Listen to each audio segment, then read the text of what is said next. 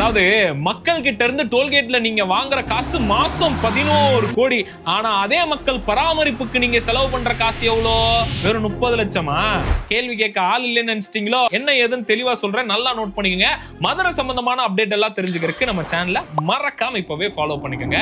மதுரையில இருந்து தூத்துக்குடி போற வழியில இருக்க எலியார்பத்தி டோல்கேட்டா இருக்கட்டும், இல்ல தூத்துக்குடியில இருந்து மதுரை வர்ற பக்கம் இருக்க இந்த புதிய பாண்டியபுரம் அப்படிங்கிற டோல்கேட்டா இருக்கட்டும், இங்க பாத்தீங்கன்னா மாசம் 11 கோடி ரூபாய் வசூல் பண்றாங்க. ஆனா பராமரிப்புக்கு மக்களுக்கு தேவையான எந்த ஒரு ஃபெசிலிட்டியும் பண்ணாத காரணத்தினால ஒரு கேஸ் போட்டிருந்தாங்க. இப்படி ஒண்ணு நடக்குது அப்படிங்கறத தெரிஞ்சுக்கிட்டு நீதிபதி என்னப்பா நினைச்சிட்டு இருக்கீங்க, இல்ல உங்களுக்கு இடைக்கால தடை, நீங்க இதெல்லாத்தையும் சரி பண்ணி கொடுக்குற வரைக்கும் அந்த பக்கம் வர்ற வண்டிகை யார்கிட்டயும் நீங்க காசு வாங்க கூடாது அப்படின்னு சொல்லி இருக்காங்க. அப்படி சொன்னதுக்கு அப்புறம் ஹைகோர்ட்ல தானே தடை சொல்றாங்க, நாங்க சுப்ரீம் கோர்ட்டுக்கு போறோம்னு சொல்லி அங்க போய் சுப்ரீம் கோர்ட் மூலமா ஹைகோர்ட் போட்ட தடைய நீக்கிட்டாங்க.